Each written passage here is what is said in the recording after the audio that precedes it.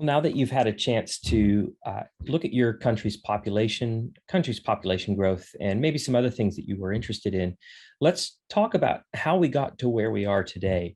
And so just for the next 8 minutes, we'll talk about human pressures on the global environment and what's led to where we are today with human population.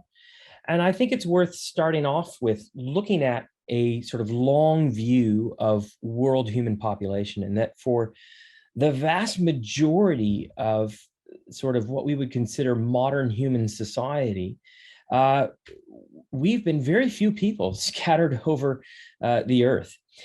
So if we sort of think about the let's just go back to 7,000 BC, or what we call the Common Era, before the Common Era. So today, we instead of using BC and AD, we use Common Era and before Common Era. So before the Common Era, there's just really not a lot of people, always less than 500 million people on Earth. And it slowly started to grow, but really high death rates, high infant mortality. So you'd have high birth rates, but lots of people would die all the time. And people just really couldn't grow as societies because it was always sort of an even birth death rate. Now you can see even little bits and pieces down here, the plague, significant decrease in human population. And then something happened in the 18th century that allowed our population to just grow fantastically. And you can sort of, this is the future. We don't quite know what's going to happen in the future, but basically by 1800, we're approaching 1 billion people, 1900, 1950, 1975, 2000, and 2100. You can see that we're on this really steep upslope in human population. Why is that? What changed in the 18th and 19th centuries? And so the agricultural revolution allowed population to grow from 10,000 BCE forward. And that's basically the development of agriculture, right? And crops in one place, and movement from sort of a bigger movement from hunter-gatherer to crops. Although people, there's a lot of evidence out there now that people have been using crops for much longer than the last 12,000 years. So probably the big thing, though, is in the 18th and 19th centuries, we experienced the Industrial Revolution. And during that time, between 1760 and 1840, we learn about sort of germ theory. We learn about using fossil fuels and coal, steam power, electricity, all sorts of new and amazing things. And we've sort of unlocked the energetic potential of the earth. And we've unlocked the wonders of human medicine. And when we do that, what happens is all of a sudden, death rates decline and birth rates increase. People can feed all the kids they have. Modern medicine prevents those children they have from dying. And you get a huge population boom. All right. It's quite extraordinary. Not only are we getting more births than deaths, but all of a sudden, not all of a sudden, but over time, people start to live longer.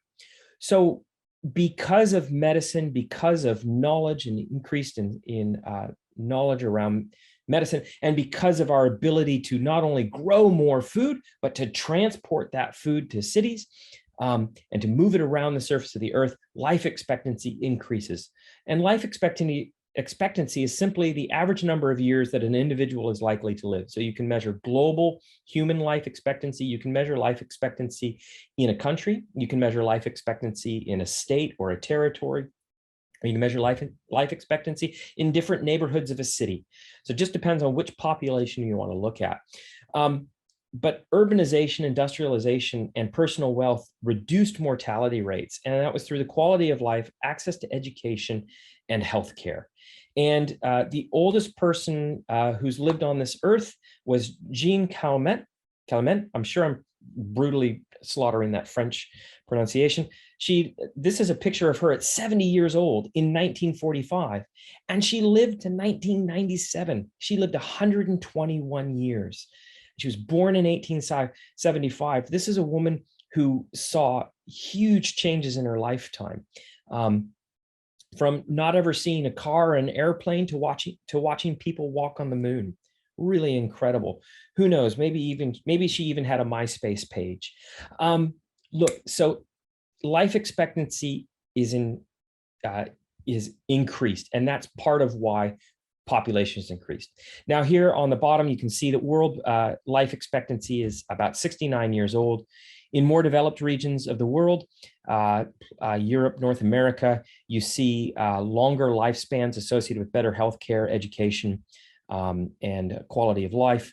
In less developed regions, 67 years, and in the least developed countries with the least access to healthcare, education, and the like, life expectancy is quite short at 56 years old.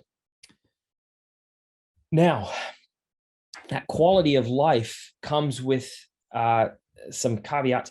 Look, affluence, wealth, they take resources, and they don't call it the accumulation of wealth for nothing. You're accumulating resources. The amount of resources it takes to build a house like this on the left-hand side is orders of magnitude greater than it takes to build a house like this on the right-hand side. So with human populations, you're not only looking at how many people there are, you're looking at the number of resources that they require, or that they use. You know, it's not necessarily what they need or want, but what they actually use. And the person who lives in this home uses far fewer resources than the person who lives in this home. And so when we look at human population growth, we have to consider not only how many people there are, but how many resources they're using. I like this graph. This is how many, what year it was when we added each billions of people to the world populations. For example, the first billion of people took all of human history until 1800 to add 1 billion people to the earth. It only took 130 years after 1800 to add the second billion people to earth. And then only another 30 years to add another billion people to earth. And then I was born in before 1974. I don't want to be too specific. I was born before 1974. So when I was born, there were 4 billion people on Earth. When I was just in my last couple of years of high school, there were 5 billion people on Earth. After I graduated from university, there were 6 billion people on Earth. And when my child turned 10, there were 7 billion people on Earth. And now next year, when my child graduates, or in 2024, about when my child graduates, there'll be 8 billion people on Earth. I've been alive long enough to see 4 billion people added to Earth. I've lived through the doubling of Earth's population. Oh God. So it is impressive. Now, remember when we were talking about growth rates, and we may see, and we're already seeing, an increase in the amount of time it takes to add the next billion people. And so that's something to think about when we think about human population growth. Cheers.